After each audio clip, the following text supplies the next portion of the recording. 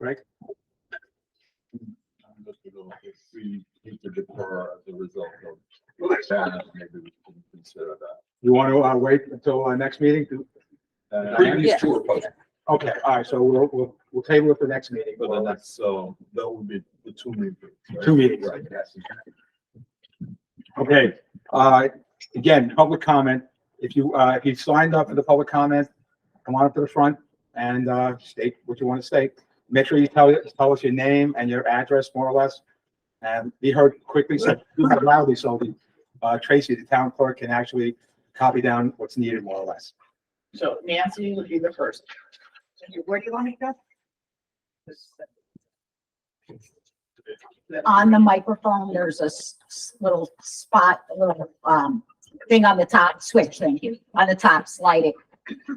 Slide it toward you. This?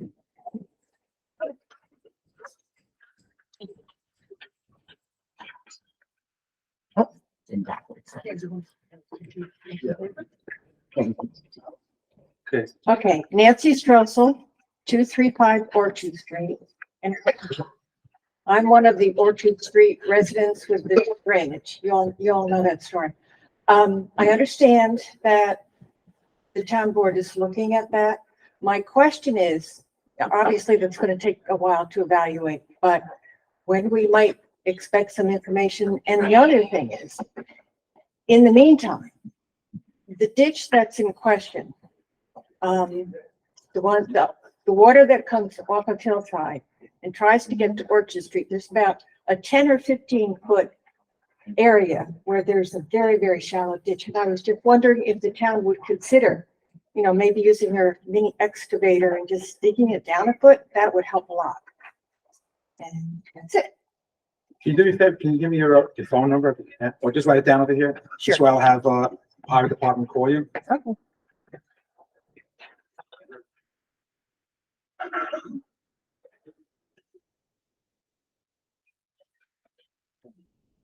Okay, thank you.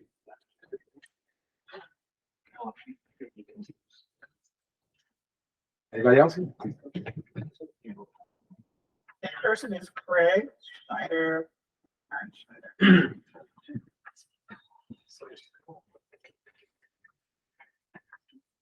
Craig Snyder? I'm Craig. Yep. Hi. I saw that there was a discussion about the speed limit on Zantuck Road coming up today. I live on Zantuck. I'm at 135 Zantuck. People fly down that road all the time, way above 35. I walk my dogs on there sometimes twice a day. There's a lot of times where I just feel like I'm going to get run off the road. You have the ditches there. I have nowhere to jump to. There was someone that got hit a couple weeks ago. I've seen a lot of other people almost get hit. There are children that literally are walking down the road to get to the bottom of Boat Lane every morning. I see cars flying through all the time. So I'm here to just do whatever I can to get us to reduce that speed limit. And I also want to see beyond that, there has to be something that can be done about those drainage ditches. It's just a complete danger. The ditches, the solution that they have, it's just basically deteriorating my front yard too. It's just collapsing because they basically just dig it out. So I'd love to just see something happen with Zantuck. Yep. Thank you. Yep.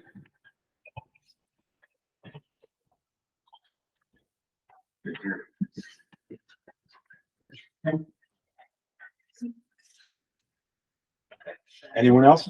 Maggie.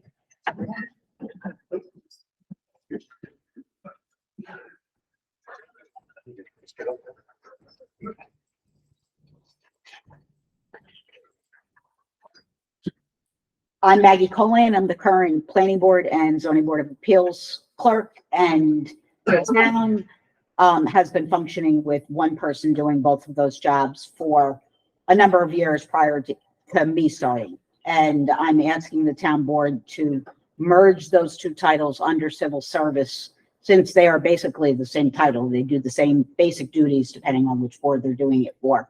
Both titles are exempt under civil service, so and most towns, most of the neighboring towns, Marbletown, Rochester, all have it that way. And Olive actually just did it for the same reasons. Town hall is bursting at the seams, so to try to add another person in here, even part-time, plus the other costs of another Google account and a variety of other things, just makes sense to have things continue as they have been. I have both boards passed a resolution in December asking the town board to rehire me as their staff. So I'm just asking to do to make it legal, what's been being done already. I have for each town board member pretty much what I just said. Thank you. You're welcome. Oh, sorry. That's each one gets two, sorry.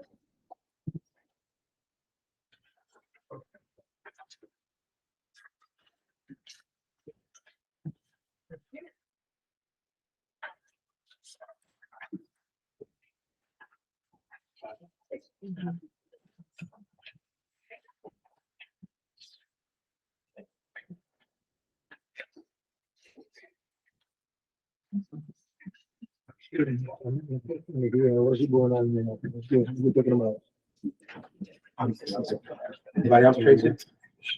Next one is Richard. Muggy, Sorry.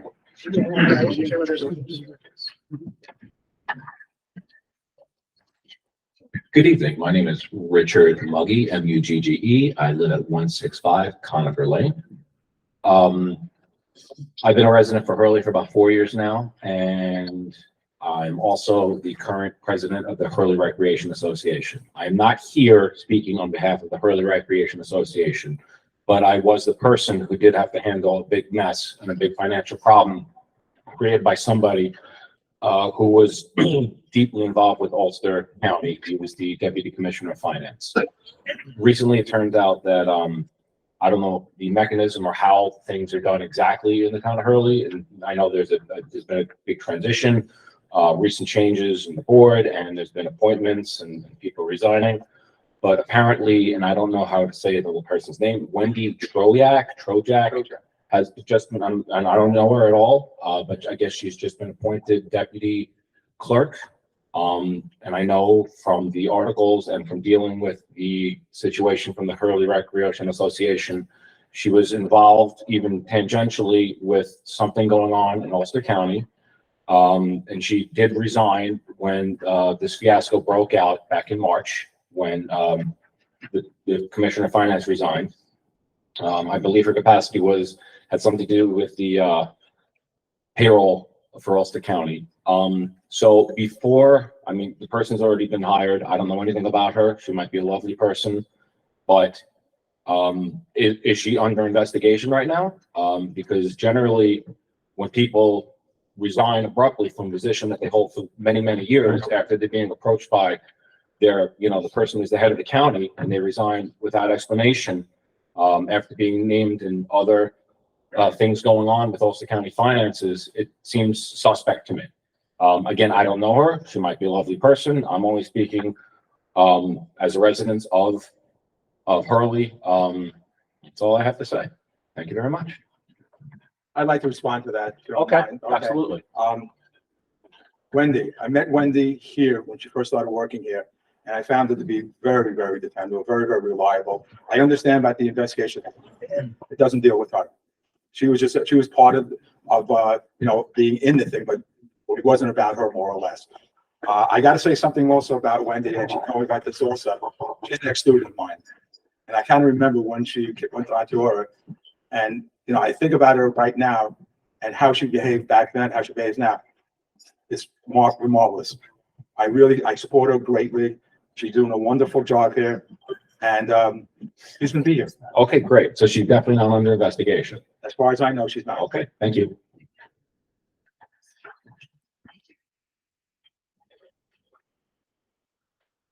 Nadine. Turn us out. It's Nadine with an N. Okay, Nadine. Thank you.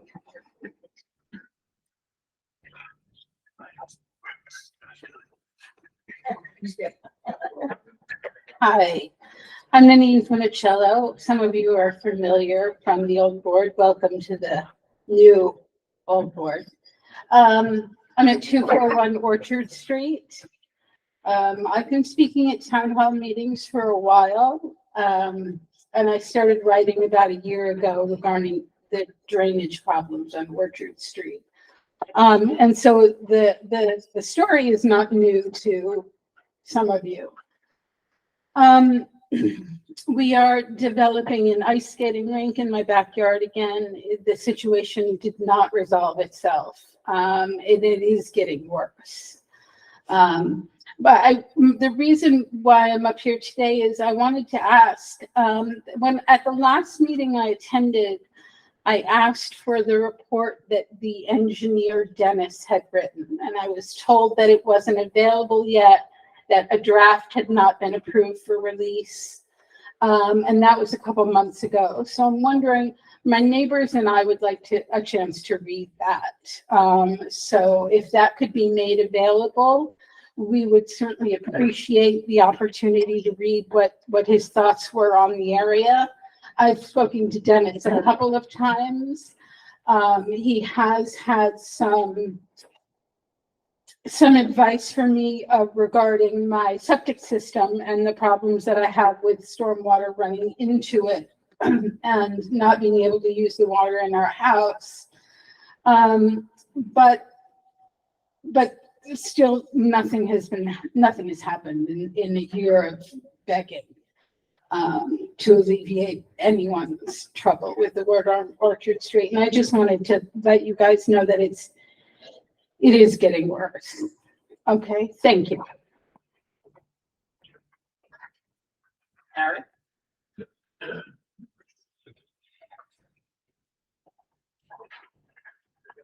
Hello, good evening. My name is Harry McNamara. Welcome to the new board and the town government. I reside at 153 Russell Road, and I do appreciate the board taking up the issue of the speed limit on Zandhook and for the recent addition of the stop sign at the corner of the cemetery there. I would like to request that we further the review of the speed limit to specifically include Schoolhouse Lane and Main Street for two different reasons, respectively. I had been corresponding regularly with the former town supervisor to address this issue, so there's been something started here. But my issue is that Schoolhouse Lane is treated as an on-off ramp for Route 209. It just has to stop. It's, people are flying down there.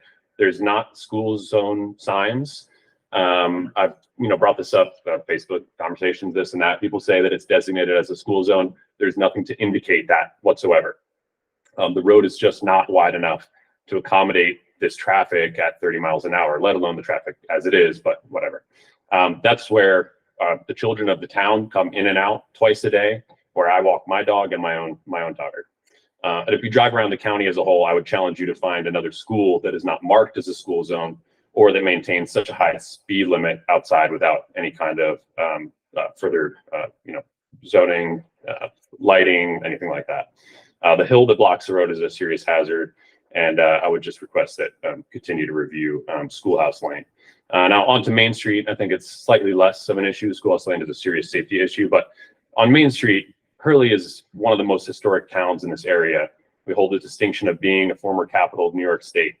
And I think that our most historic buildings are ignored by people who are using Hurley as a thoroughfare to go other places.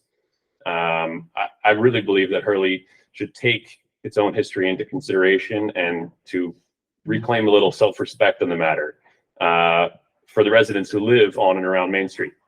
If you go around Ulster County as a whole, again, Stockade, the Rondout, Huguenot Street, the historic buildings and streets in these areas are treated with respect and with reverence. And this street is too short and too historic to bear a 35-mile-an-hour speed limit, not to mention that there's no enforcement whatsoever. I feel that in Hurley, in Ulster County as a whole, Hurley's kind of an afterthought. And I've lived here about 4 years, so not too long. But, I have a business in Kingston. I'm a real estate agent. I have to explain to people all the time what Hurley is. You don't have to do that about others. I mean, you don't have to tell people what Phoenicia is. It's a smaller town, I just think that we could protect our town, our residents, and the history here by slowing down the people who are just coming to speed through on their way somewhere else. Thank you.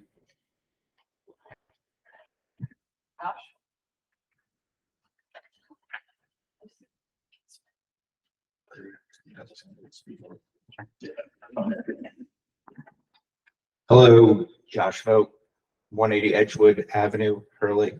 I come with twofold comments. First, reiterating what Maggie stated previously. I am the chairman of the Zoning Board of Appeals, as some of you might know or don't know. I feel best for the town to merge this position into one secretary. I sent everybody a letter today. I apologize for the tardiness and last minute aspect of it, but regardless, the sentiments of the board did review that and supports it. So that being said, the second aspect of my commentary regarding items on the agenda, I'm going to turn my hat around as an operator for the Rolling Meadows water system. I would like to commend Mr. Bombs for his investigation into the West Hurley system and moving the ball forward on that. I think it's truly the best route for people that are interested in the audience regarding that aspect. Hurley is just starting to investigate taking over the system. It's not a done deal in any shape or form, but I would like to commend you for starting that question and answer process. To quote Bob Weir, some people look for answers and others look for bites.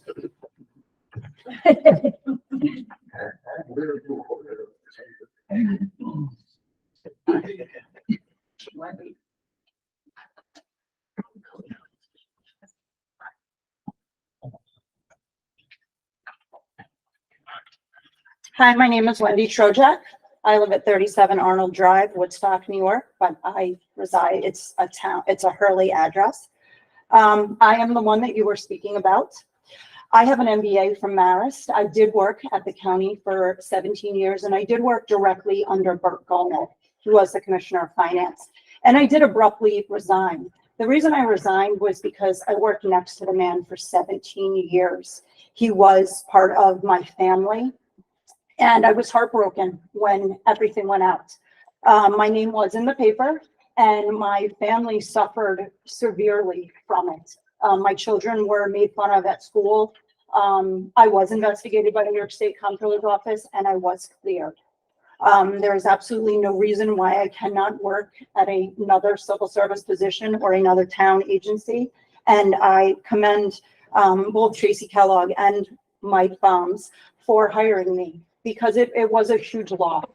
I made very good money at the county and it was a very hard decision to leave. But when you work next to someone for a quarter of your life and you see what happens to them and you see what the end result is, you're devastated. The entire office was devastated. So I'm here, and if anyone has any questions for me, I'm a very open, friendly person. Please, by all means, come into the clerk's office and speak to me. I have no problem meeting someone for lunch, coffee, whatever.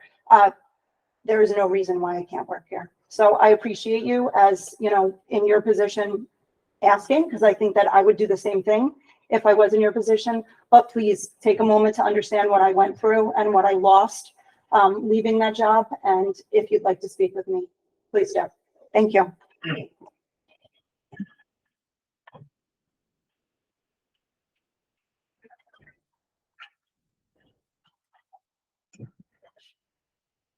That's the end of the conversation. Is there anybody else that wants to speak?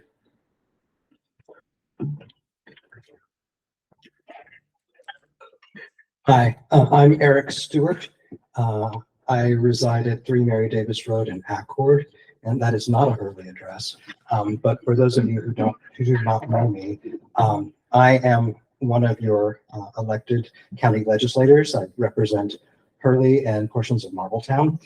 And I wanted to welcome and congratulate the new town board and say that I certainly look forward to working with all of you.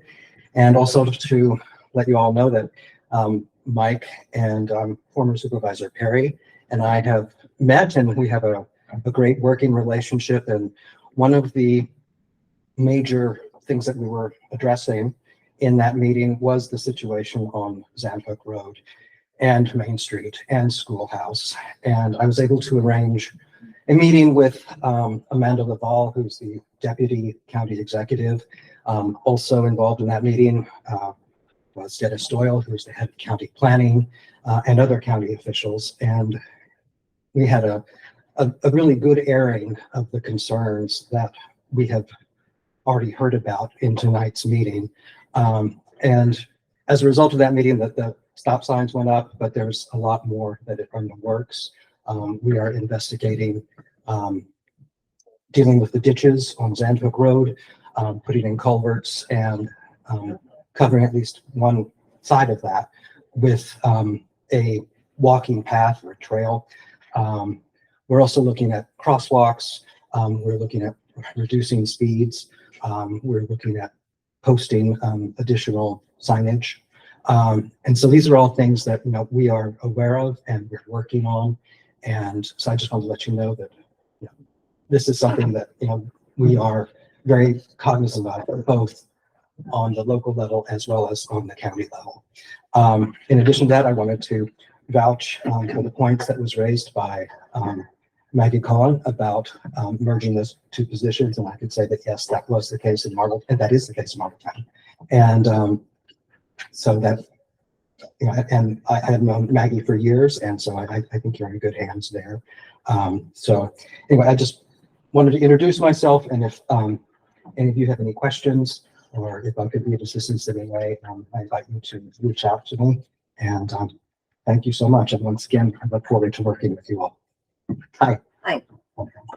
Diana Klein, I do have a question. Why wouldn't there be any school zone signs by the school? Is that something that? It's a complete mystery. It makes no sense to me. I also don't understand why there are no sidewalks in that area too. I also don't understand. I think that we need to look at making Schoolhouse Road a one-way road, and that is something.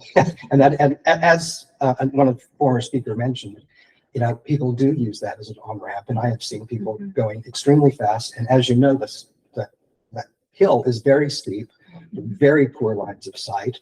I've seen large trucks on that road. I myself travel that road frequently between Accord and Kingston. Yeah, so I mean, I think there's definitely some changes that need to be made. And these are things that we're working on. And like I say, I look forward to working with the town board on addressing those issues. And also, I wanted to make a comment that someone had mentioned about the historic nature of Main Street, and I agree totally. I wanted to point out that Raleigh Green is here, who is with the Hurley Historical Society, and that's something on my agenda as well, to make the amazing resources that we have here in Ulster County of the historic nature and make better use of those. And I've been working with the Department of Tourism on that. And I also serve on the board of the Ulster County Historical Society. And we're partnering with the Hurley Historical Society on a variety of projects. And so there's a lot in the works. And like I say, if I could be of assistance, I invite you to reach out to me. And I know that you guys have my contact information, and I also have cards. So if anyone wants to reach out to me after the meeting, I'd be happy to chat. So thank you all so much.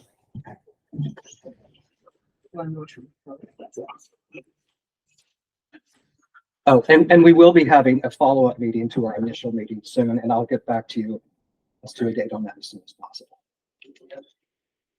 I'd like to make a public comment as a resident also.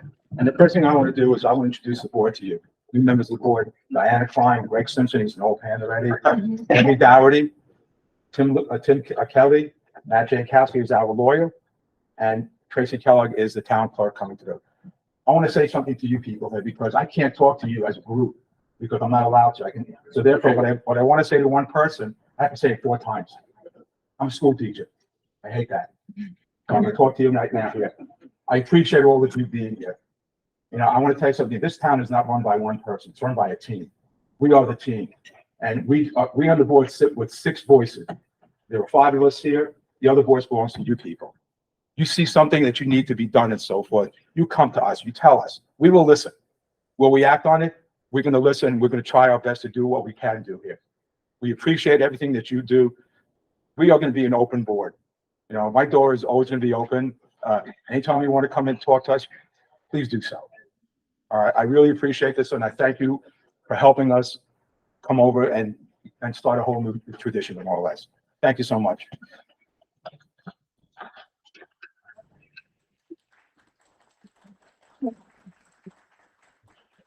Anybody else want to speak? I'll make a motion to close public comment. I was just gonna jump off. Second. Well, you want to speak, Tracy? I would love to speak. I just want to speak in, when Wendy let me know that she was interested in taking the position, I just want you to know that I'm really thrilled. I've had extensive conversation with Wendy, and I think that she's an amazing asset. She has a great skill set, and I'm so proud of her as a human being, because to have stood up and to have gone through what she's gone through is so difficult, especially in a small town, and knowing how people interact, and to Right here. Rich, I wish you would come into the office because we could have alleviated some of your concerns, but I also do respect you for coming and raising them, because this is exactly what we should be doing and not leaving things under the rug. But so thank you. But yay, Wendy, please, thank you for coming and joining our office and being a Hurley resident. Yeah, and one last thing I want to say also about Wendy. I'm a school teacher. I've been a school teacher for 51 years. What thing I hate most about school teachers is that we never get to see the finished product. They're there for 4 years, they're gone, you have no idea.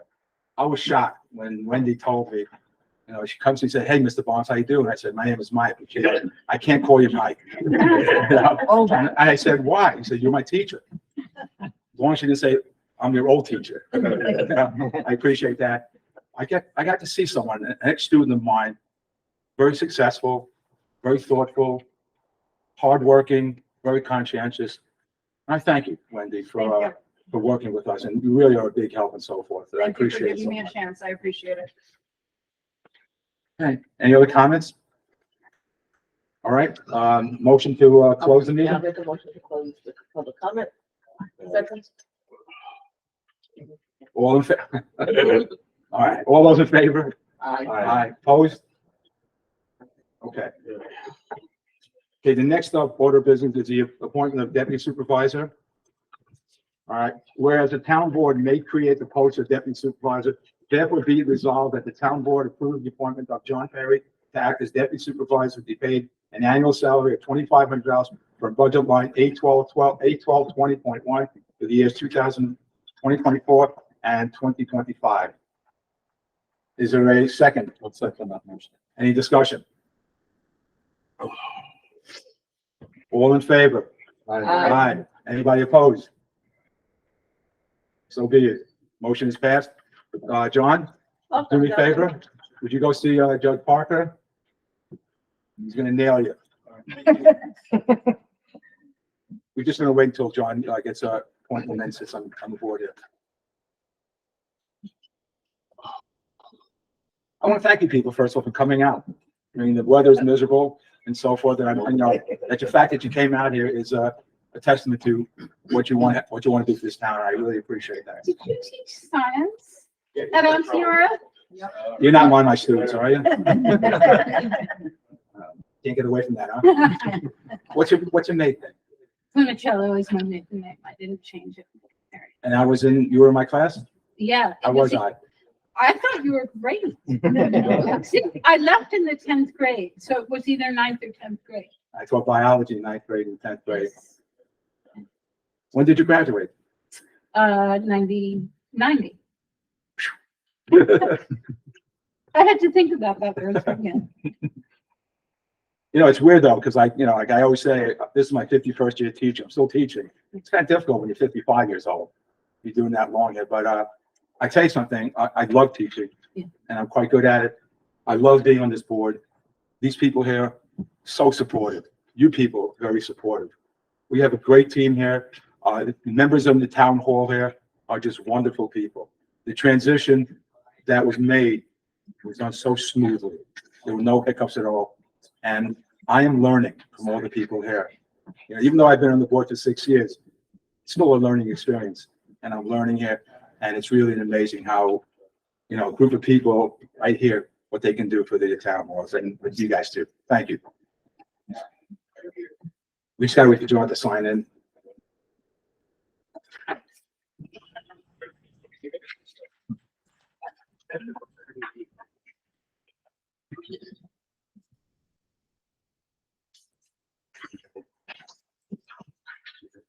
I got it.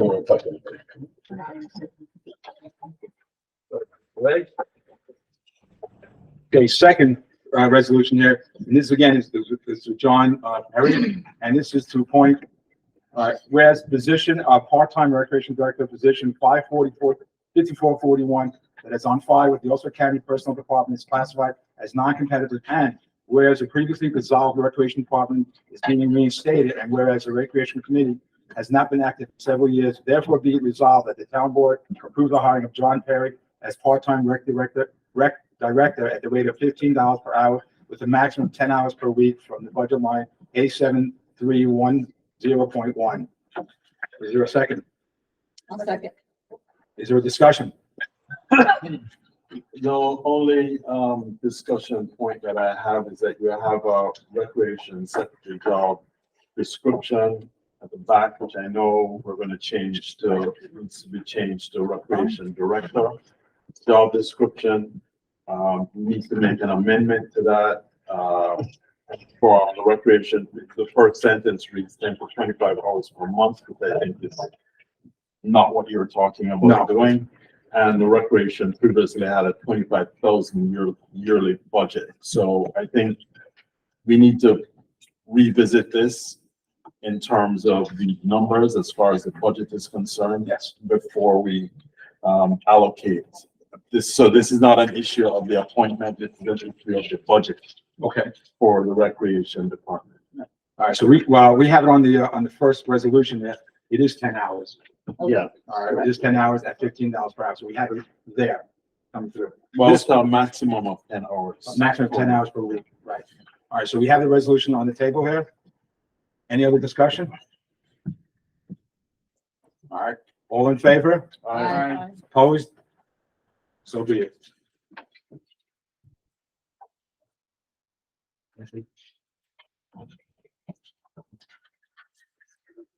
Okay. Again, Town of Hurley hiring of Anthony J. Bonavist as municipal consultant for grants, awards, and funding opportunities. Whereas there are numerous grants and funding opportunities that are available to the town, and whereas the town is seeking assistance in seeking out and applying for new grant opportunities, therefore be it resolved that the town board approve the hiring of Anthony J. Bonavist as municipal consultant for grants, awards, and funding opportunities at the rate of $35 per hour from budget line A1220.4. Is there a second? I'll second. Any discussion? So I have one comment to make about this. Usually I would anticipate that there would be more than one person recommended to the board for consideration. This is only one person. It's not that it's unusual. I think you have a very good reason and very good grounds to have this person presented. I'd like to ask you to, if there's another possibility that the board could possibly consider before we make a decision on this particular entity. You want us to put an advertisement out for this? Again, this is a professional contract. I understand that, and that's probably why you probably need to have it distributed more largely before we make an appointment, so that we have a pool of applicants that we can decide on. Any discussion on that? Do we see this contract exceeding $20,000? Well, Because then it would need to be competitively. right. The thing is though, that what Anthony's gonna be doing basically, and right, Professional services do not. say that again, please? Professional services do not need to be bid. You can Right. have multiple contracts. Right, I know that. What I'm saying with Anthony, he came in, gratis in the very beginning of this administration, and he wanted to work with, finding grants from with the Hudson Valley Water Company, coming through there more or less. Took it on his own initiative, never said anything to me about it. He sat here with a lot of meetings we had with Joan Passion and Angela Godiosa, and he was just wonderful. And the fact is though that in his previous work, he was a grant writer for the DEC. You know, and this is a field that I think we need to have coming through here. And plus the fact he is a local person. He's previously a planning board member. Right, and not only, right. And he also was a security guard here too, right? I was a court intake person. Court intake? Irma and John. You're what? Court intake person. I signed folks in and they came to the court. He was also past grant writer for the town of Hurley. Yeah. Resolution-wise. I understand what you're saying, Greg, but you know something? In my If opinion, there's a legal grounds for this to go forward and the way it's presented, that's fine. I have no problem. I just found it odd that there was only one person being presented. And for this position, no offense, but I just figure that we'd have a pool of people to look at. And it doesn't necessarily, I understand the law, but sometimes I want to be very clear to the public that we're dealing with, that it's not just a non-competitive hiring or contractual arrangement. We're going to be dealing with issues about a legal firm, where we are looking at a legal firm, but we've looked at other legal firms. And so that's why I'm bringing it up in this kind of way. This is a contractual service. Argument might be that it's less than $20,000. That's fine. Could be more. What happens then? I'm just saying. okay. I don't think it'll be 20,000. Tony already retired. Well, is there any, John? So in reference to that, when they're in a situation comes, we're going to need a grant writer for a specific need. We can then we can then say, okay, well, I do not believe that this person can do that. We go out, we can go to bid for that.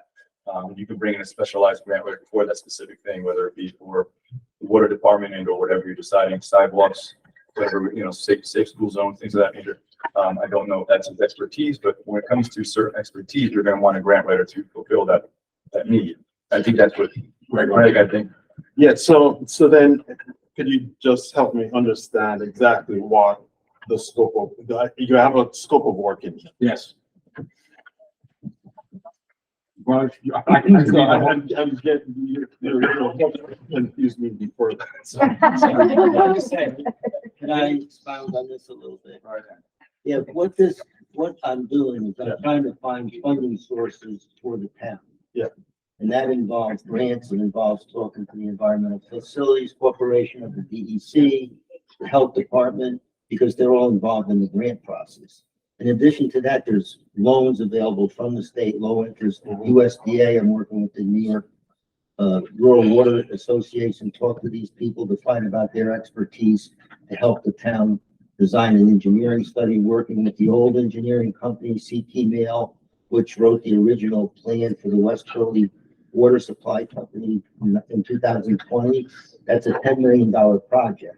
We've worked a little bit with the Rolling Meadows guy, for Josh and Jeff, and they think that we can do this job for a lot less than. So Greg, I mean, I think what this is this is one, what Mike's putting forward is one piece of a puzzle, which is, you know, like to obtain the, eventually, like you see further down the agenda, to obtain the Hudson Valley Water Company system out in West Hurley. And obviously there's buying the system, there's creating a special district, because not all the people in the town are going to benefit from it. So that's going to create an additional political subdivision. And then obviously hiring Mr. Barnabas so that he can find us, you know, grant money so that we can get that system, you know, all nice and spiffy. Well, there's one thing, here's another thing too. There's one thing that Tony has sent to us. $1 million grant in the EFC dealing with the landfill that we are going to apply to. This is something that he found already and this kind of thing. I mean, is there a better person than Anthony? Probably there is, but we have him here right now. We have him in town more or less. And as I said, he came in, just wanted to work with us. You know, no one asked him to come here, and he just sat down there and started working with us, you know, doing this whole thing. And I think that's commendable on this part here. You know, if there's grants that he cannot deal with, then we can go out and get a special grant writer for that purpose, more or less, to see what else to do. But I think in this situation right now, he's the best of what we have. And even though I take what you're saying, our heart knows, we have Anthony.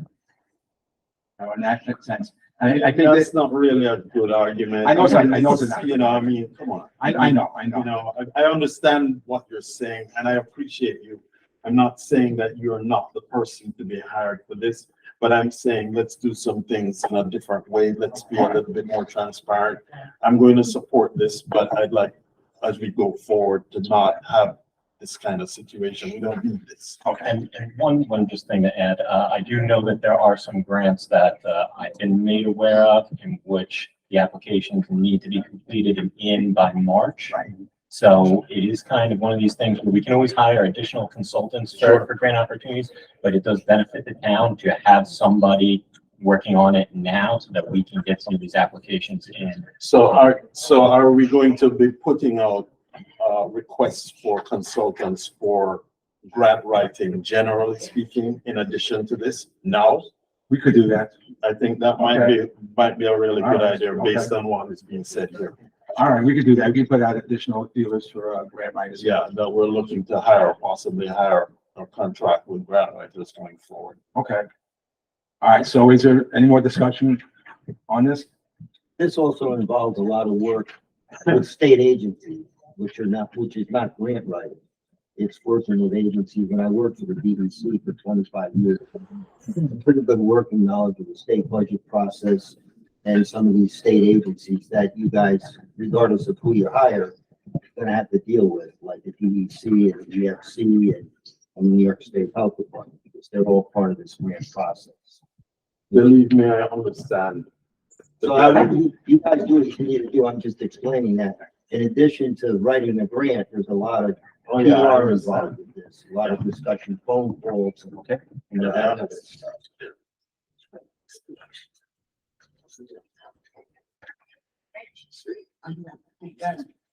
Comment at the end. At the end, yeah. All right, any further discussion? All right, let's vote. Who's in favor of hiring Tony Bonavus as a grant writer for the town of Hurley? Aye. Opposed? So be it. Welcome, Tony. Thank you, guys. I do my best. Okay. Approve Ulster County Resource Recovery Agency, known as UCRA, to pump the leachate from the closed down landfill. Pumping leachate we call leachate pools. These are called pools. And whereas Ulster County Resource Recovery Agency previously has done pools at leachate to closed landfill, and where several years UCRA was no longer able to provide this service while experiencing staffing issues, and whereas UCRA has completed staffing and can now provide leachate pools, therefore be resolved that the town board approve UCRA to pump out leachate in the closed landfill at the rate of $285 per full from budget line 8090.4. Is there a second? I'll second. Discussion? I mean, I'd like to just, put a little more color behind this. I think, Mike, we had a private contractor that was, I could sign a voucher approving $20,000 of expenses in December. So this is gonna significantly lower the amount of expense. He was charging $1,000 a pole. $1,000 a pole, and I don't know if that was ever competitively bid. Okay, so that contract might have been in violation of, various competitive bidding laws. So, obviously, going over 20,000, that's kind of the bidding threshold most of the time on goods and services, even if there's an emergency. I just want to add to that, Tim, that there was two vouchers. One was 12,000, one was 14,000 for both the month of December. And I think there's a third voucher There is a third. that we'd already seen for December that was 12,000. So you are talking like almost $40,000 for 1 month that private contractor charges. Well, if it was 40,000 total for the month of December. All three vouchers there. If we would have had UCRA at that point, that 40,000 would have been under 4,000. So this is A welcome change. And not only that, though, one of the reasons why UCRA was not chosen prior is that they do not do leachate pools on the weekends. Well, I found out that they do. So just to be transparent again, the complexity of that situation, I mean, it's not as simple as you're you're explaining, because that, the problem, as I understood it, occurred on the weekend. So there was, and the polls needed to be made. Okay. Right? Yeah, well, You can explain more. Okay, but here's the thing. I don't know where they said they can't do polls on weekends, but they already did a poll on the weekend. They actually came here on Martin Luther King's birthday on the 15th, federal holiday, and they did a poll.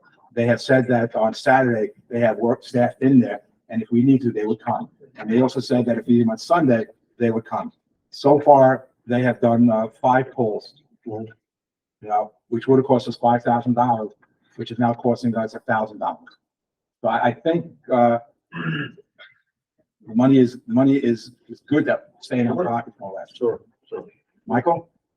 I just wanted to interject that in the meeting we had, also that there was no metering of the amount of leachate that was being pulled by the private contractor. So he could go in with a 7,000 gallon truck, pull 4,000 gallons, put 7,000 at the dump station and get paid for that. Now we have a truck that's actually metering the gallons, and we have And reporting it to us. trail of what we're getting, and we know that we're paying for what we have. And this makes much more sense.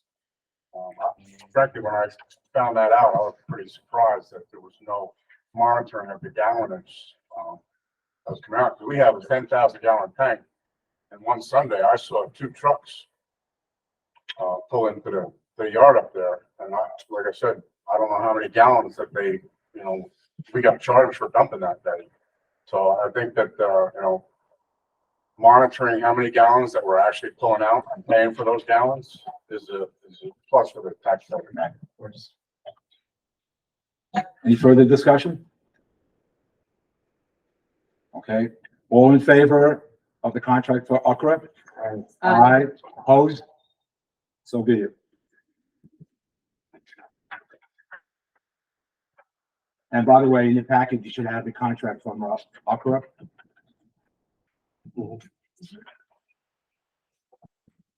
Just so the town board members know, Tamara, when she made the copies of some things, they were double-sided and she didn't realize it. So if it looks like you're missing pages, you might be. If you are missing pages, it doesn't make sense, let me know and I'll make copies from that. Okay, hiring and cleaning service at the town hall and highway.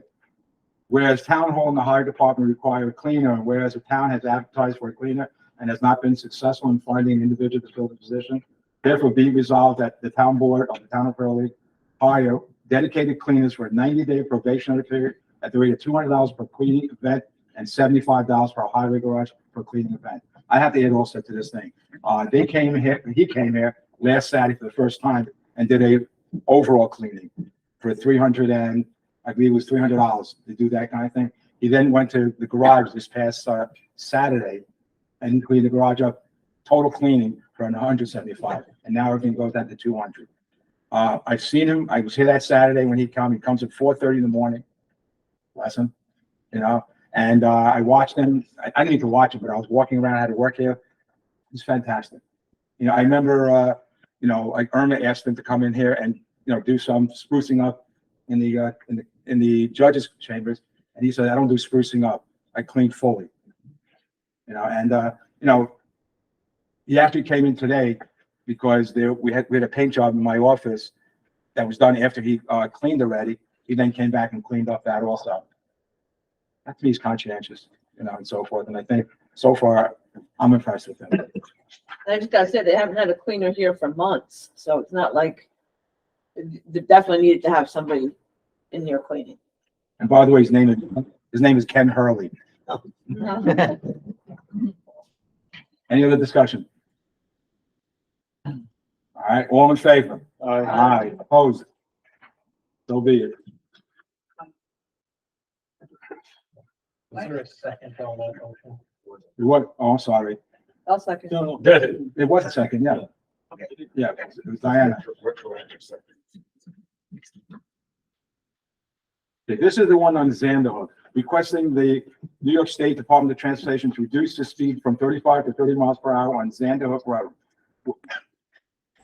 Whereas the town board of the town of Hurley and the county superintendent of highways of the county of Ulster hereby request that the Department of Transportation pursuant to section 1622.1 of the Vehicle and Traffic Law to establish a lower maximum speed at which vehicles may proceed on Xanderhook Road, a county road between Main Street and Lucas Avenue.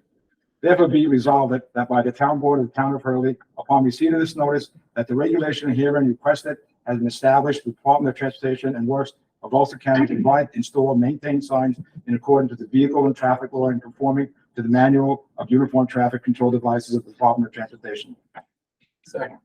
Second, discussion. I like to discuss this thing. We had this meeting, it was Eric Stewart, John Perry, Masterson, Public Works, and Amanda Laval. Amanda Laval, who is also a former student of yours. Yeah, and one other person, Tim something. He's from the Traffic Safety Council. And I kind of felt after this meeting, I felt really impotent in the sense, you know, what the county did basically to slow down, whatever. They put a stop sign in the intersection. The problem is not at the intersection. The problem is in the middle of the road at Xanderhook. Xanderhook has it travels in one direction and then it makes a left-hand turn, a hook. So what happens is if you're driving on Xanderhook and you're at that point there, you don't see what's in front of you, as evidenced by a couple of accidents there. There have been 10 accidents this year alone on that portion of Xanderhook.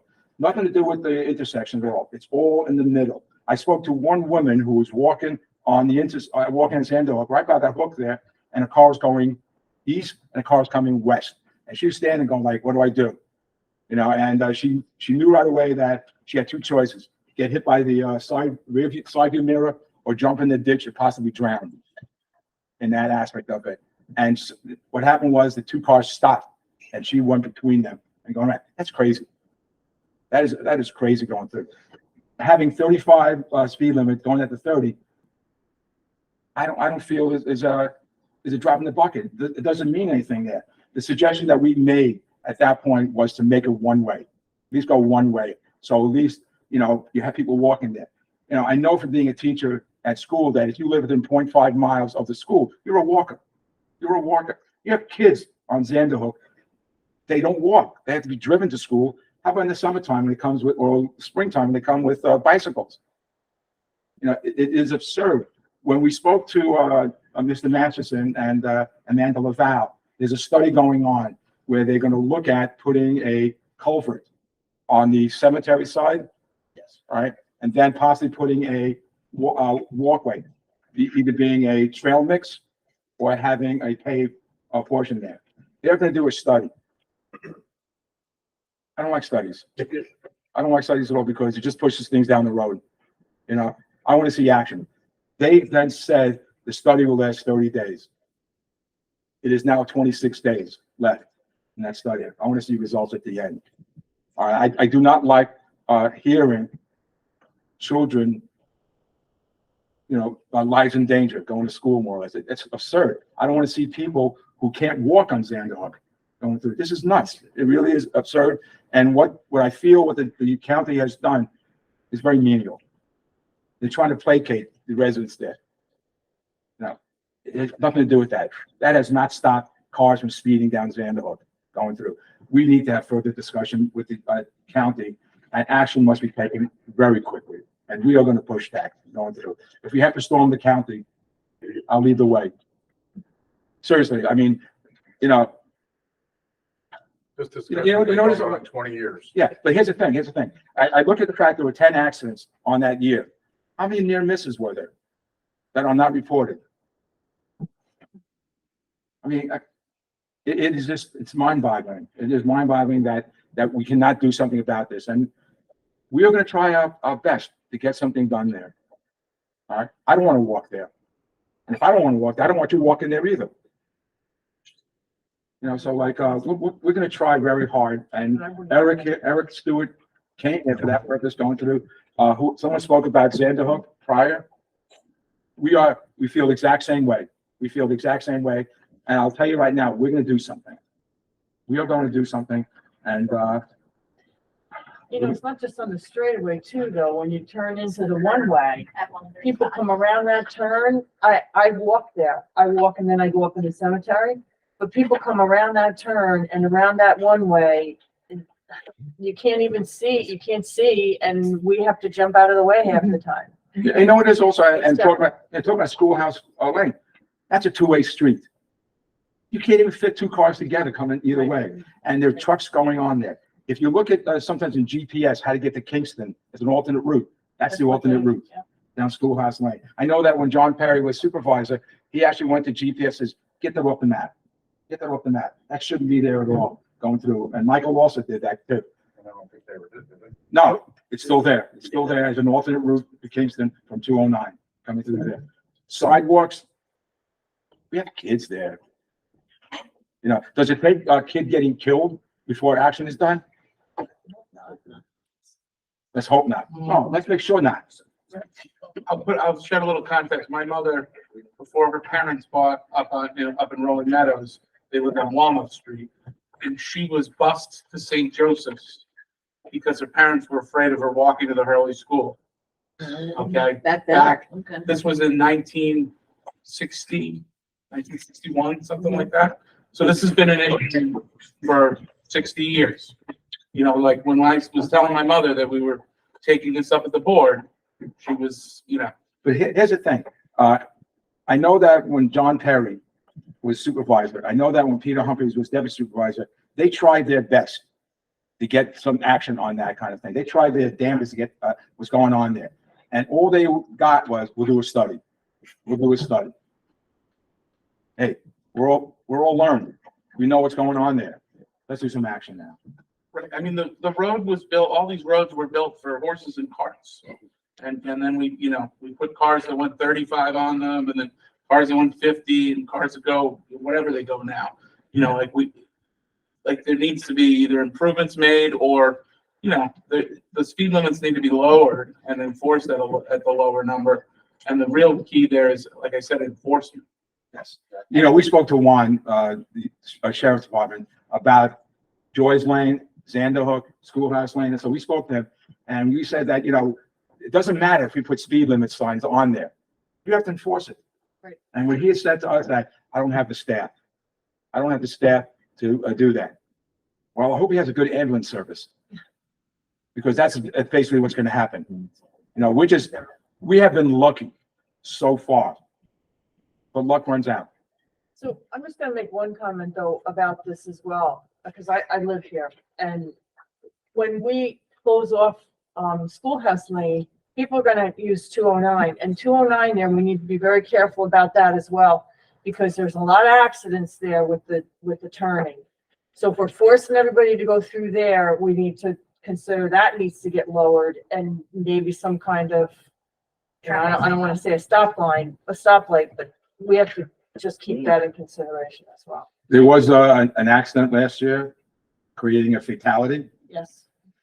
There's been there's been multiple several major. I just said the last year, there was a major fatality there. There was, Yeah, I mean, like, I think like the Schoolhouse Lane one-way thing, I think is a difficult discussion, because you live on Russell Road, Debbie, and like, if you want to get into the old Hurley and not go into Kingston. My mother, who's elderly, will drive Russell Road up through Schoolhouse around to go to the post office. She does not go out onto 209. I don't think Because of, anybody down there because of is. the, right, you know, you're pulling Been out a on a discussion 55 about mile an the one-way hour forever. and. Putting people on 209, because if they go out, you make it one way going back that way, then they gotta come out 209, make a right, and then make a left into town. So just, you know, I'm not saying that's not the solution to make it a one-way. We just have to remember, you know, there's everything's gonna. I had a question, Mike. there. Yeah, I have a question to you, Mike, more or less. Schoolhouse Lane is the town road, right? So why can't we make it a one-way? Well, then you're giving rules. But Mike, you're trapping the people in Russell Road neighborhood in there without going on 209. The seniors in there are scared to death because they've seen I big can't think of the houses. names over the farm over here. Hoffman's. They both passed away out here. Hoffman's. The motorcycle guy that passed out That's here. right. I mean, no matter how you do it, either you come out and you gotta make a left across lanes, or you come out and you gotta make a left this way coming in. Either way, It's dangerous. the better thing I think would be is to get a 45 and enforce it Yeah. on 209. Yeah, here's the thing also that I noticed also. I lived there for a long time. And I remember on 28, was 28 from 375 to Kingston was at 55.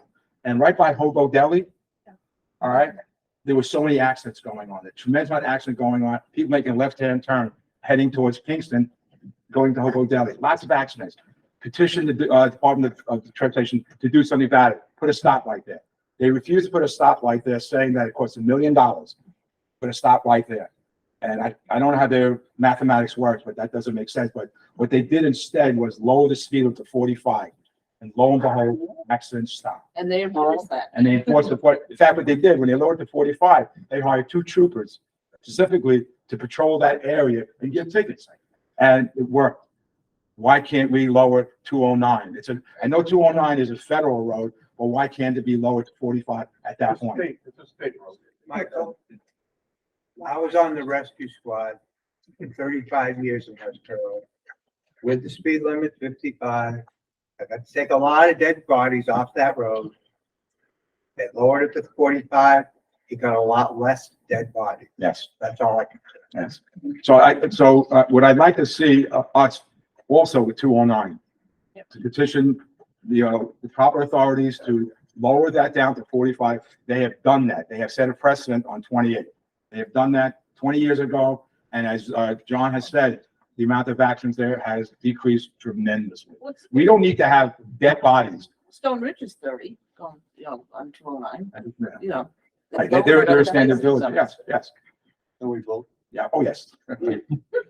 Tony? You're talking about all these roads. I live on Old 209 up the road here. That's a 60-mile-an-hour road now. I'm not kidding you. I mean, there's a straight run there, and they come down that road in their Beamers and their Audis and their Land Rovers, and they're not going 35. Yeah. Okay, any further discussion? Okay. All in favor of this resolution? Aye. Aye. Opposed? So be it. Carried.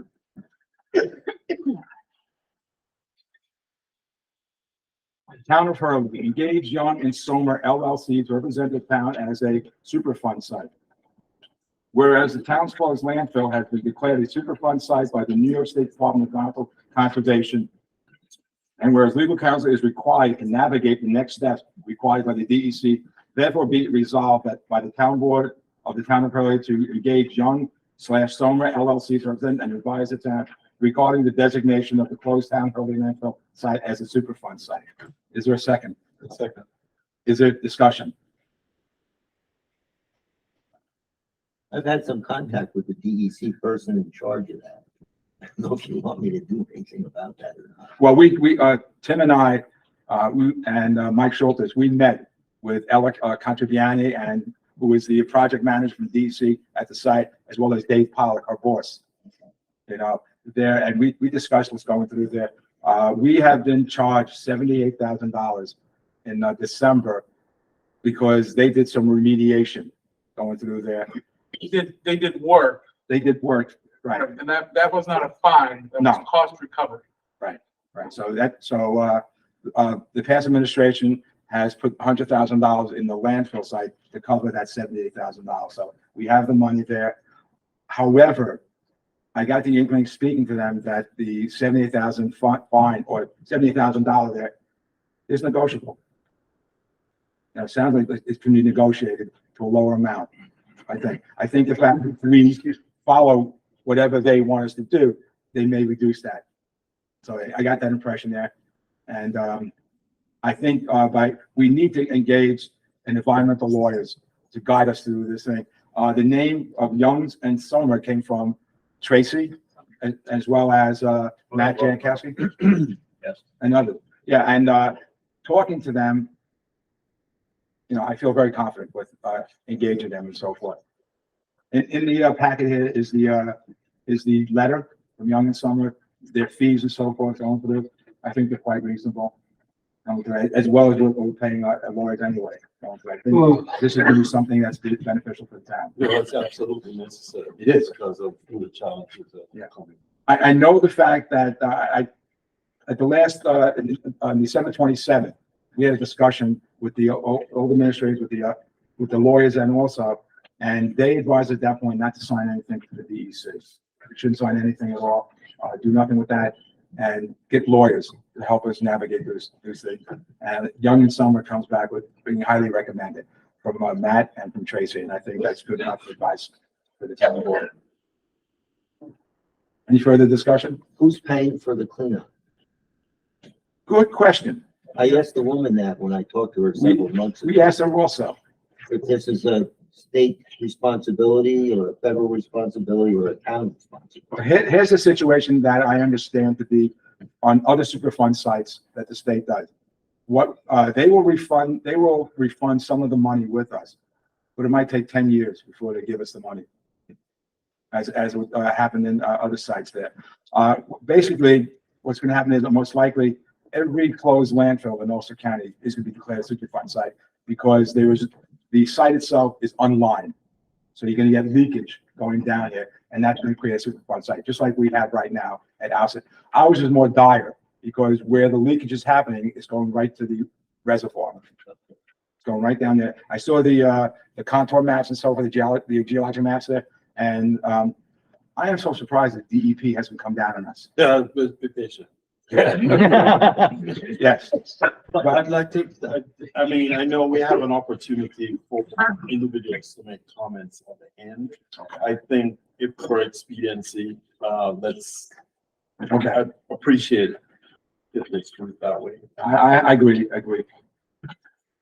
Any further discussion? All in favor? Aye. Opposed? So be it.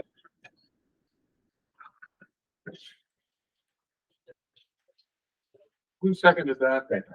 Good. Yeah, thank you. Okay. Next thing. All right. Resolution allowing the supervisor to enter into negotiations with Hudson Valley Water Company. Whereas many issues have arisen from the operation of both the West Hurley Water Systems 3 and 4, now therefore be resolved that by the town board of the town of Hurley hereby approves the supervisor to enter into negotiations with West Hurley Water Company in order to obtain the rights of the town of Hurley, the West Hurley Water Systems 3 and 4. Is there a second? Yeah, second.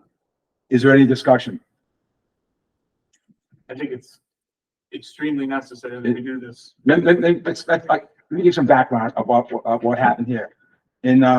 In July of this year, Jeffrey Foley, the owner of the whatever you call him, he is the provider of the Hudson Valley Water Company 3 and 4. He asked for a 20.3% rate increase. All right. This is like 3 years ago. He asked for a 25% rate increase. He was given 11%. He asked for a 20.3% rate increase to fix the infrastructure. He got 11.5% increase 3 years ago to fix the infrastructure. He did fix the infrastructure in Pennsylvania. All right, not here in Hurley at all. The people in West Hurley complained to the Public Service Commission. We wrote a letter to the Public Service Commission. The county wrote a letter to the Public Service Commission, and he was then rebuffed and only given a 3% rate increase, which is lower than inflation, 7%. My opinion and opinion of Josh Vogt and Jeff Vogt, that's a slap in the face of him. In the proclamation of denying him his full amount, at the very bottom, it says he gave the value of system 3 and 4 at $78,000. $78,000 is doable. It is doable. And what we have done, I've asked Josh Vogt and Jeff Vogt, we have asked Josh Vogt and Jeff Vogt to negotiate with him, just to get some feelers out there. So they both approached him back in September about, there might be someone interested in buying it. And Josh and Jeff Vogt both offered $1,000 to $1,500 per customer, per resident, which makes it about $78,000, $80,000 in that aspect of it. And he seemed the kid to liking it. 2 weeks later, he calls them up saying, "What's going on? Is there any more interest in this thing?" And so, our feeling here is that he wants to get rid of the system. He has threatened one time to walk away from the system. We should have kept him to that. So what I'd like to see us do is to get that system. I think right now is, while the fire is hot and all this, get that system right now. I think we can get it for lower than $78,000. I think he just wants to get rid of it. Yeah, you got it. When we're talking about negotiating Okay, something, we don't want to really expand on it, just that we want to Okay. give you the authorization to do so. All right. Because you're going to come back to the board with a purchase price. That's been approved. Okay. All right, any other further discussion? All in favor? Aye. Opposed? Okay.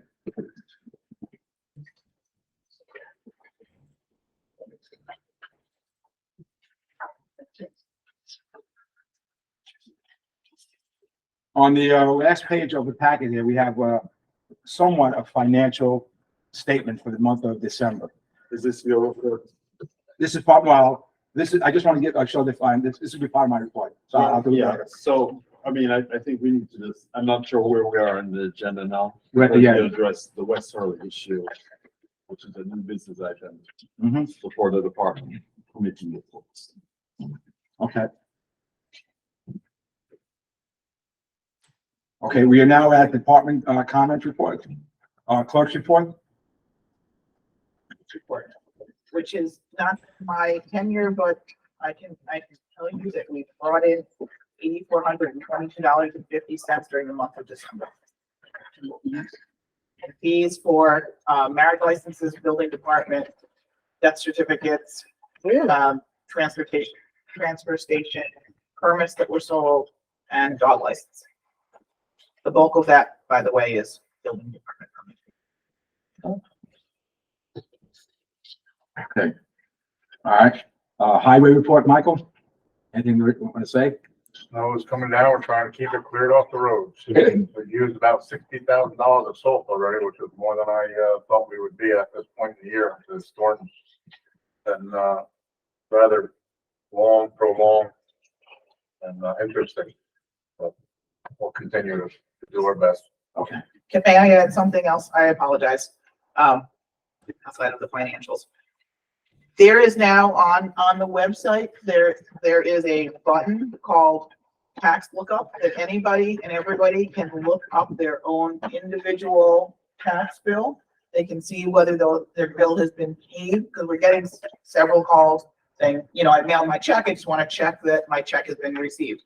So if people want to start to become familiar with using that, that is live. It does take us, you know, from the point in time that we receive your check till everything that gets uploaded. It takes a couple of days, but people are, you know, should start learning how to use that. It's right on the homepage of the On the website. town website. There's several round buttons and one of them says tax lookup or something. Just click it, it'll take you right to it. Will there be any negotiations with our processor about lowering that rate from 3% down to 1.5%?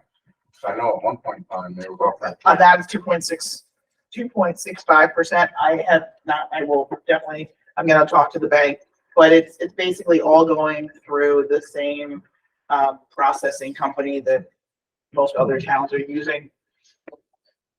So Municity, or not Municity, sorry. Write a check if you want to. Right, so it's $1.50 if you want to pay by an electronic check. You can pay by check electronically. We can just type in your routing and saying it's. The only other thing that I would say, and I know it's very late for this, it would be so helpful if taxpayers put their phone numbers on checks. Because when we get a check that has an error, we've spent hours trying to find a contact for this person. Tracy, we've made that push on the website before. We can do a reminder. Okay. Right on the homepage, so people remember to do that. And acceptance of the checks, first thing you should do it. We are, believe me. When those signatures are missing and the phone number is missing. Right. Right. They're not all coming in. You're not all walk, right. When they walk in person, believe me, we get caught error, but it's those that are being mailed that are the problem.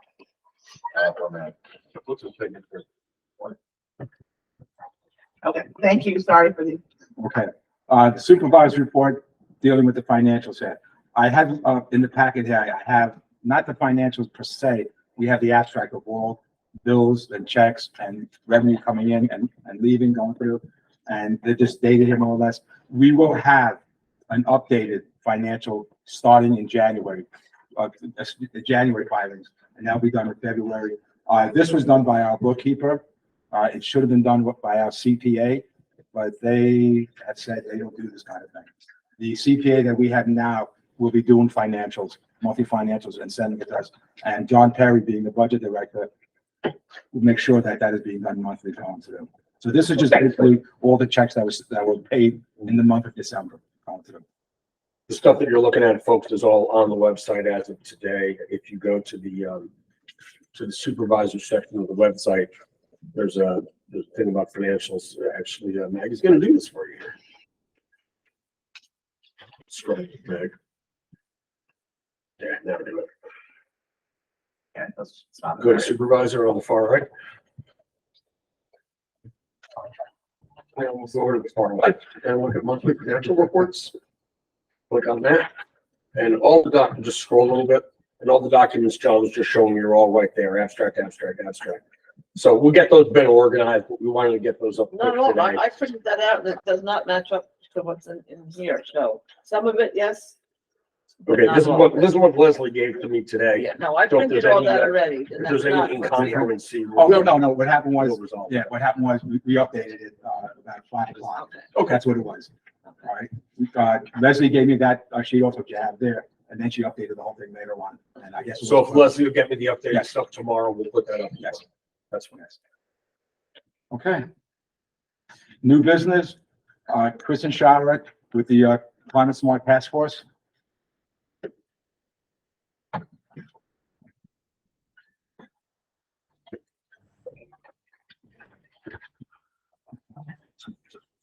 Hi, I'm Kristen Shara, and I'm the Climate Smart Coordinator for the town of Hurley. Hi, Nana.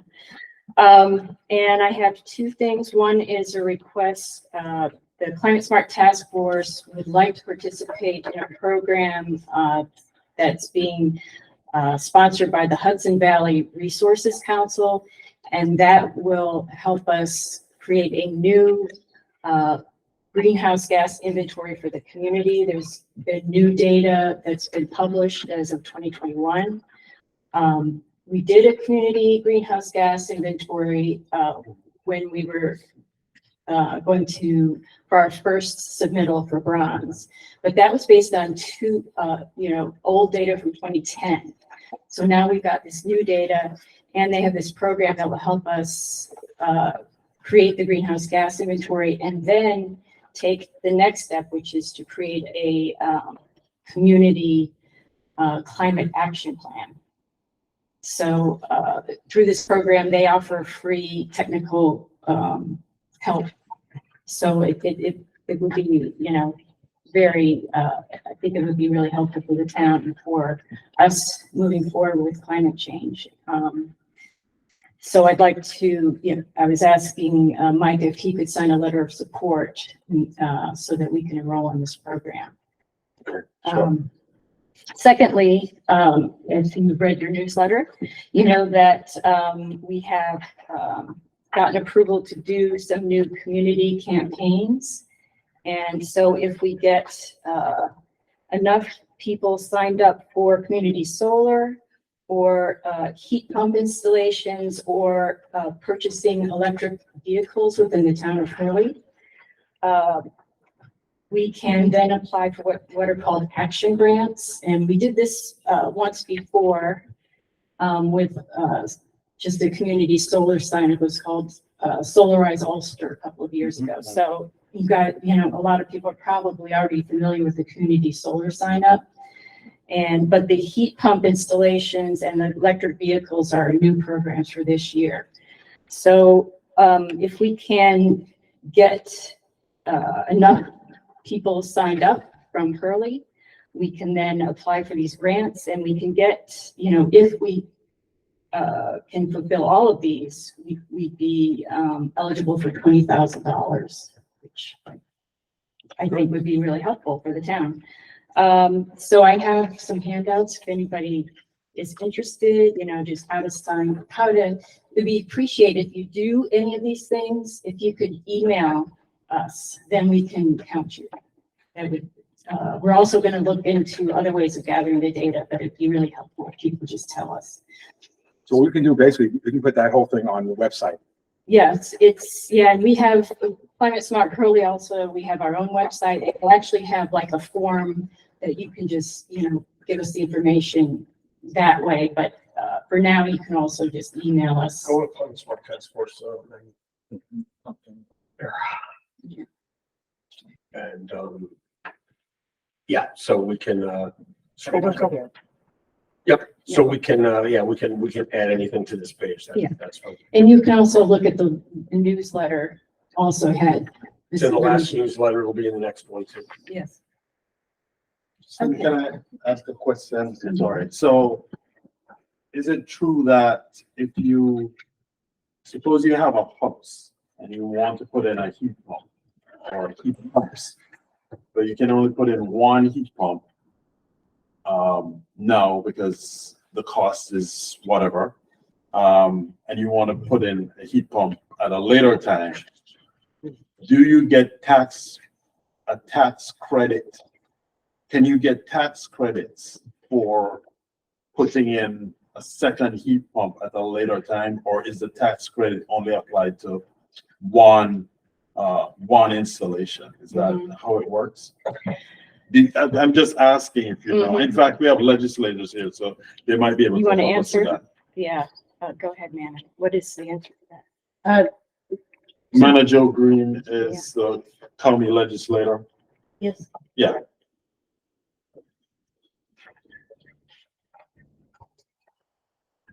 I believe, and I want to say that at Cornell Cooperative Extension, they have an energy advisor that can answer these questions. His name is Mike Murphy.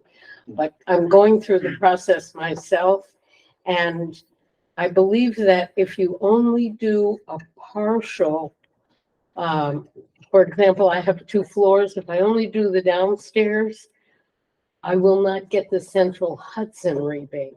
I believe I will get the tax incentive.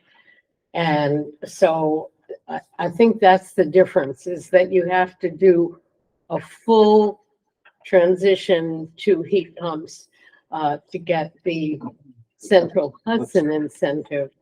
But if you purchase a heat pump, I believe that the tax credit on the next year. But I would check with Mike Murphy, because he really knows this stuff inside out and backwards, and he's very accessible. And a good place to look to is the NYSERDA website. Yeah, there's, I believe, up until 2032, you're gonna be able to get up to a third of the purchase price per year, up to $3,200. Yeah, definitely look at their rebates and incentives out now, and there are more coming. For I think for electric vehicles are coming out soon with more rebates, and you'll publish those on your site?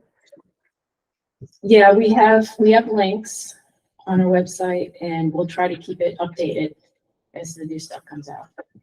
So what about previously purchased? Like, is there a back date you can go in order to qualify?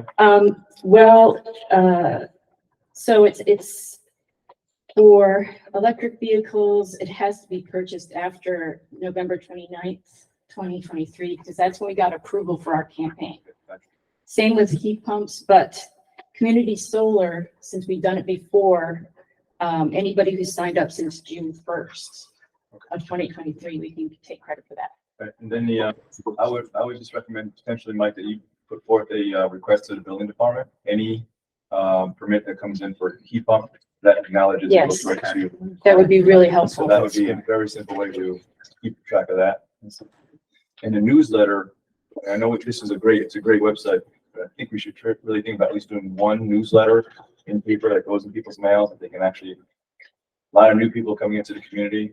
We certainly can. When we started the newsletter last January, we did one by mail. It's doable, it's labor intensive, it's expensive with the bulk mailing. I've taken away the printing cost by doing the printing here. We stopped using a professional printer. So yeah, we could do one by mail. We decided last year that it was cost prohibitive to do every one by mail. Right now, the policy has been that if people wanted mails, they ask if we do. We only have a dozen people. There's just so much information on the website that if we can just bullet point and send something to them in mail, that's something Mike and I and all of you can discuss. Okay. Yes, I think if, with regard to our campaign, we're putting together a flyer to send to town residents with a lot of this information too, so. Awesome. Have you getting grants for any of that information be distributed? Is there any, I know you work on grants all the time. Well, so we do have a bit of grant money left from last time. And enough, more than enough to cover for the printing of the flyer. And I guess this, in a way, these action grants sort of are a way of recovering some of the costs. So you could think of it that way. So. I appreciate it. And Hurley is very fortunate to have Chris. Oh, absolutely. So, she does great work there.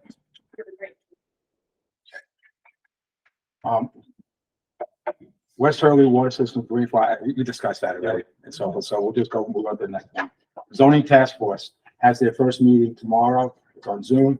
The members of the Zoning Task Force is the Planning Board Chairperson, Peter McKnight, who happens to be the facilitator, Josh Roth, the Chairman of the ZBA.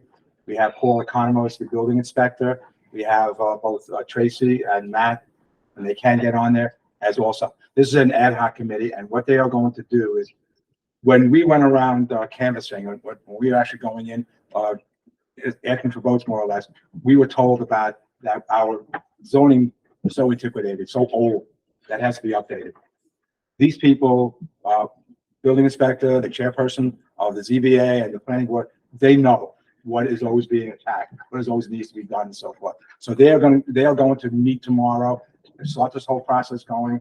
And then when they are finished with that process of updating the zoning codes, they will then present it to the next group here, which is the Comprehensive Review Committee. And that will be incorporated into our comprehensive plan that we are trying to get done shortly. All right. What I want to just announce who are the members of the Comprehensive Review Committee. They are Karen Gill, Keisha Polis, Gary Graff, Kristen Osterhout, Joan Passion, and I'm going to ask two of our town board members, Diana and Tim, if they would be willing to be on that also, to give input more or less, be at least like liaison to that committee. Sure. Is that okay with you, Tim? Yes. Okay. All right. So, and by the way, Joan Passion will be the chairperson of the CRC. And they already have survey questions formulated more or less to be sent out more or less. And hopefully you people here will contribute much more than was done in the past. We need to hear your voices coming through. When are you meeting? When is the? It's tomorrow, 5:30. It's on Zoom. That's the zoning. That's Zoning Task Force. Right. Zoom. Yeah, in fact, it's not Zoom, it's on Meets. Google Google Meets. Okay. We are also starting a recreation program. We now have a recreation director, and what we are trying to do basically is we're going to try to incorporate our rec program in the beginning with the Hurley Rec program, the private company here, and, get some funding to help, pay the cost. I know that we got a grant, and I have to ask, Eric, has that grant been given to us, that $80,000 for the parks for recreation? I believe those have finally been signed and are going to be coming out right away. Right. Yeah. I know that John Kerry has a lot of ideas on how to build this recreation program and how to also utilize Doug Hill Park that is never used, very used there, and we want to make it usable. I know that John was talking about putting a pickleball court there, going through there. I know all the tennis players are freaked out over it. They're freaked out that they're going to lose the tennis court. We have to put a sound suppressant around it. That's it. Pickleball is very loud. Yeah, but I mean, what we want to do basically is we want to get the rec program started. I spoke to the town of Olive, town of Woodstock about having a adult softball league where we play other towns coming through that way. We talked about also having a little league starting also. We have the fields at Town Park and Doug Hill Road. We also are talking to Rich Muggy. We can use the fields. We can use the fields also in a Hurley Rec. And this is going to be beneficial for our Hurley Rec program and their Hurley Rec program. And the best part about their Hurley Rec program, they got a pool. We got a sandbox, but they got a pool. All All right, so I think that, discussions on that's going to be coming soon. And there's a third round of funding coming as well, the unused funds from the $2 million that's originally allocated. We're gonna get 2 million? No, 2 million for the entire county, but there is a third round of funding coming out. Question for Eric. Now, in the past, we used to get up to $10,000 reimbursement for any summer activities we would do. The county would reimburse that.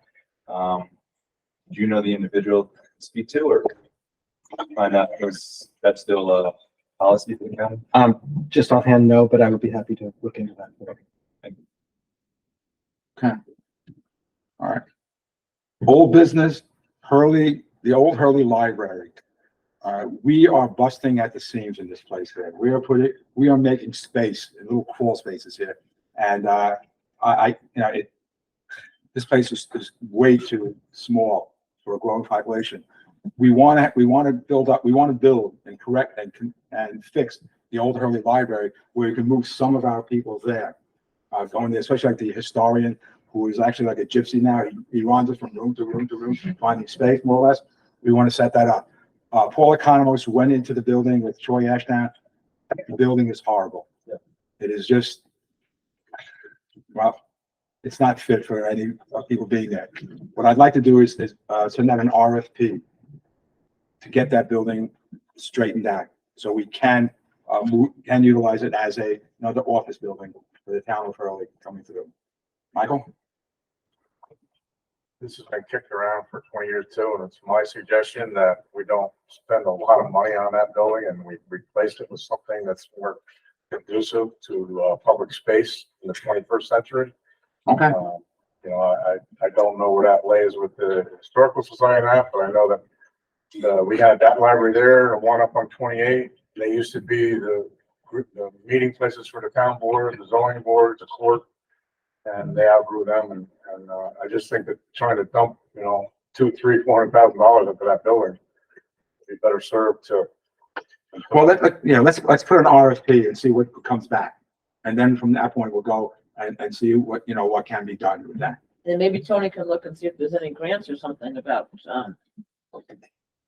So the RFP would be for an architect, engineer to go into an itemized list of how to repair it, how to make it useful. I would recommend that you also have an RFP on that. It's part of that RFP to go out to see what it would cost to demolition and build new. It's going to go through a public hearing, so it's not like we're doing anything to tear down a historic thing. I don't want to say it like that, but I do want to just make sure apples to apples what we're looking at. Essentially putting it to the public for a vote. Yes, definitely. All right. Old business also, I've spoken to Mike about situating the garage. All right. Bonnie Franson, has some ideas, and you have a committee that you are looking at also for sites. I would like that to be started almost immediately. I know the fact, talking to John Burst at Delaware, that it's going to take a lot of paperwork going through before the first shovel goes into the ground. I'd like to start that real soon, get that going. Yeah, We only have 2 more years, 2.5 years left on our lease at the garage there, and every month the rent is going up and going up and going up. He told me yesterday he didn't want us to leave. Yeah. I'm sure not. He's making a fortune on us. Not even in the town of Hurley. We'll be meeting regularly. I'm back from seeing my granddaughter, and we'll be really pushing that forward hard. I'm gonna be pushing you too. You won't have to. All right. I'll be ahead of you. I'll catch up. All right. Any further discussion here? I think we should, Debbie should speak about the EMS system that she's Oh, initiating. yeah, we're gonna try to get together the fire chiefs and the EMS captains and pull them together and see what we in the town of Hurley can do to help them as far as emergency medical services. I know here in Old Hurley, I can't answer for West Hurley yet, but I know here in Old Hurley, the alarm will go off sometimes 3 times. They just don't have EMTs.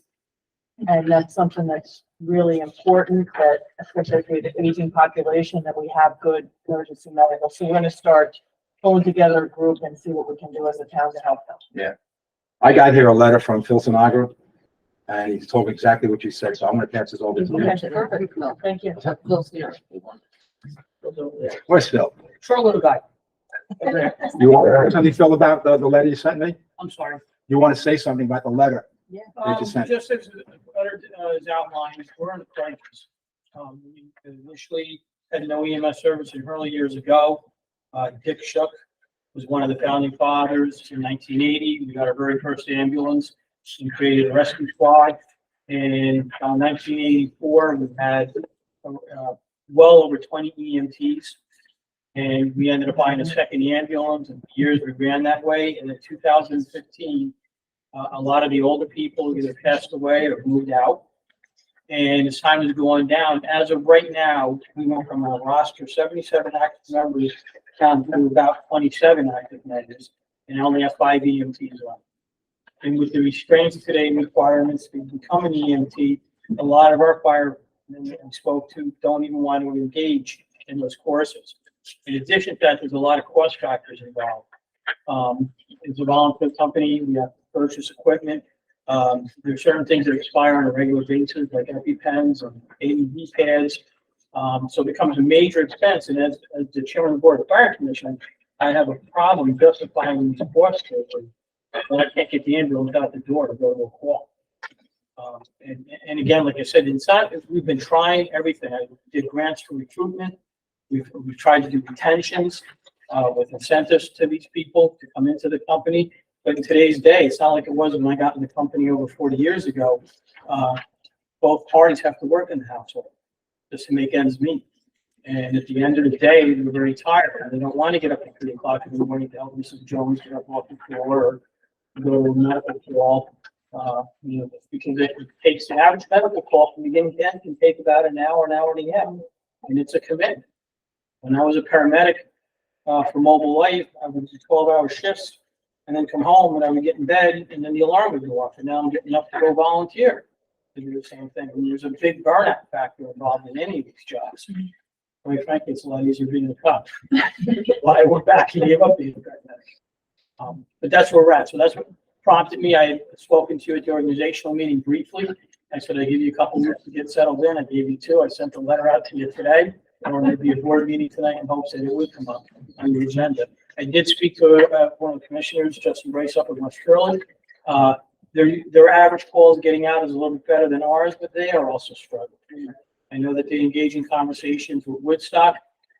Or I'm a police officer up there. I just found out that they're going to start paying their EMTs during the week now, not just the paramedics, because they're running into a situation where the call volumes doubled and tripled, and they just, to give people, they got to pay them.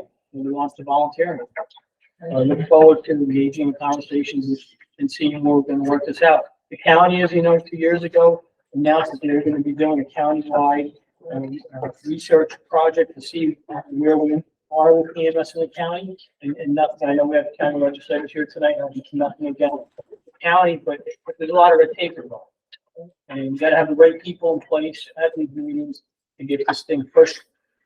As you all know, Mobile Life was bought out by Empress.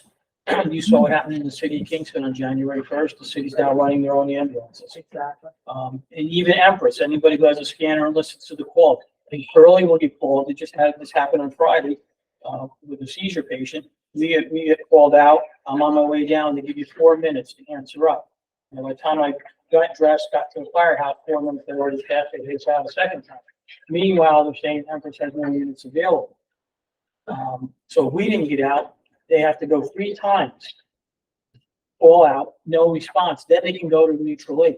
Yeah. So sometimes Marbletown will come in. We've had West Hurley down here before. We've had his Sofas here. And that puts a strain on them. Because as the taxpayers in Sofas, why are we sending an ambulance to Hurley? So, so it is a major problem. It is a crisis right now. And like I said, I'm looking forward to engaging in the conversations and seeing how we can resolve this matter. Perfect. Thank you, Phil. Yeah, but I think, well, go ahead. No. I think we're all aware that the demographics change, that we're not getting the homegrown volunteers that we used to. And, used to be everybody doing the community. So it's harder to get that. West Hurley only has 5 EMTs. Also, I was just talking to one of the commissioners today, It worries an aging community when, you call 911, you expect them to be there, and they're not, so it's something we gotta really look at. Thanks, Deb. It's very important. Thank you. I think, and Debbie's having had the safety council for the EMS specifically, and, Bill, if you're willing to sit on that council, I think it'd be a great voice. Didn't hear you. Yeah. Bill. Bill. Yes, I'm sorry. I was just saying that, Debbie is, taking it upon herself to initiate this safety council, and we are looking for people to sit on it. From both West Hurley, Old Hurley, County. So, these are, I think we would love to have you. Have a great voice. Absolutely. I'm happy to be a part of that. And there is one thing that I do remember with the county, when they were going through the initiation of the increase in short-term rentals and things of that nature, there was a pillar tax that was added. A lot of the pillar tax, 50% of the pillar tax was supposed to go back to the municipalities, and they requested from the municipalities, what exactly would you like to do with those monies? At the time, you all weren't in office. So one of the things I requested was based on the increase in liabilities based on the short-term rentals coming into our communities, as a county as a whole, that 50% should go to a countywide EMS system. Yes. That's how this should be paid for. That 50% of that pillar tax should be paid for that. That way, the more they come, the more they pay, the more funds come to that fund so that you can offset the cost if you have to hire more, whether it's equipment, personnel, whatever that is. That's really how that should come out and that should be done. We did just raise the bed tax to 4% from 2%. And the short-term rental issue, I'm hoping there's actually a committee that is looking into that right now. We're hoping to raise the bed tax on short-term rentals or Airbnbs even higher than the 4%, but that requires approval from the state. Unfortunately, those funds are allocated towards housing and not towards an. And I read that article, and I love the housing issues, but the more houses you build, the more people are going to come, the more EMS services you need. So you have to start thinking about that process first before you can build more houses. Right. I'm just saying that that's how it's worded now, that that's where the money's going to go to. But I do know that the county has had a countywide EMT district on its radar. Where that stands right now, unfortunately, I could not tell you. Well, I appreciate any voice you can give to the county from early anyway. Sure. On that matter. I made a note to myself that. Thank you. Okay, any further discussion? I would like now to go into executive session to talk about employee discipline problem. All right, is there a second? I'll second. How do we have, no, we don't close the meeting here yet. We can go in and then come back and then close the executive session and then continue with the meeting here. Is there a second? I'll second.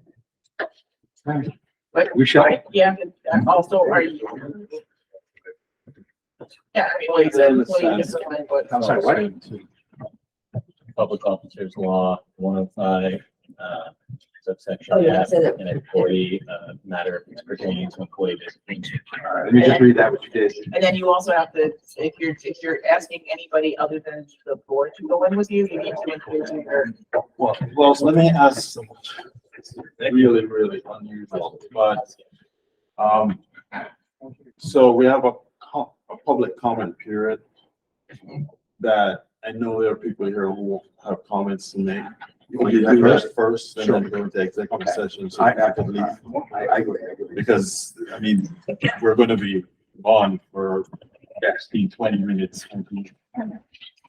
I agree. That's a good idea. All right, so we can open up the floor for a public comment at the end of the meeting. If you want to say something, raise your hand. Yeah, so there's a second, Tim seconded your motion to open public comment. All in favor? Aye.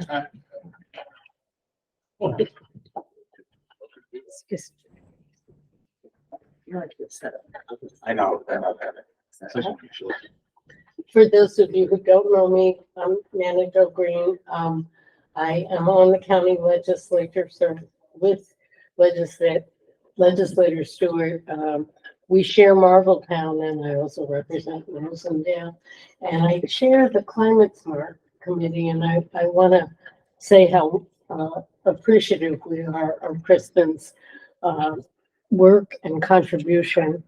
The couple of things that I wanted to mention is that we have created a renewable energy implementation plan working group, which is a brain trust of the people who know how to get Ulster County, perhaps to be the first county in New York State, to achieve 70% renewable energy generation by 2030, which is the state law, the state goal. And I want to commend Hurley because you've already done you've taken the first step, and Rosendale has taken the first step, City of Kingston, and that is to map the WISE solar siting. And you have that report because your planning board member, I don't want to get the name. Peter took the course and made a report to the town, and Rosendale did that as well. We're trying to get every town in the county to map WISE solar siting and siting that is inappropriate and areas that need to be protected, our prime farmland, our forests, our sensitive ecological areas. So I want to congratulate you and ask that you take the next step and think about where could you install solar, and we can help direct funding. And where can you install solar on municipal property or buildings, and how can you further incentivize your businesses and residents? And you're already doing an outstanding job. But we're kind of showcasing Hurley as a model. And so asking you to think about the next steps. We did present this to the Town Supervisors Association, and I think we can do it. If it can be done anywhere, it can be done here. I also want to suggest, if you're thinking of taking buildings down, that you think of deconstructing, not just demolishing. And that's a way of keeping materials in, avoiding the waste stream and keeping them in use. And I think that, and I just want to say, while you're also being a model, and I know there needs to be more discussion, but I hope that Hurley will embrace the idea of becoming a model of approaching zero waste. I don't think we'll anywhere ever get to zero waste, but our goal countywide is to divert the most waste possible to start enforcing the recycling law. And we have an UCRA reform committee where we're meeting with UCRA, the legislature, the Supervisors Association. All these stakeholders are trying to sort out that future. So I have my fingers crossed that we can work it out and have Hurley continue to be a model. And I just want to thank you and congratulate you. Thank you. Thank you. I just want to point out that Mata Jo has been working on environmental subjects for decades. So she's a great resource. Anybody else want to make a comment? I just have one other quick comment, if that's okay. I just wanted to. Never quick. I just wanted to acknowledge that your highway superintendent, Mr. Schultes, was also attending those meetings, and we certainly appreciate his input. And I wanted to point out that he did that while on vacation, so kudos to you, Mike. He was on the beach. Yes, he was on the beach and on Zoom, so there you go. This is the first time board meeting I've not only had one, but two legislators. Oh, And I'm right. thinking like 7-8 years I've been coming to these meetings. Kudos to y'all. Oh, thank you. Any further comments? Michael? 2 years. I've requested the stream meetings and go back to Zoom and for the board to adopt their local law, will this board now? Because I put in a petition with almost 300 signatures, and it only takes 3 meetings to get that allowed. Yes. And you get a lot more participation from your community, and I think it's a good thing, and I'm hoping that we can get that.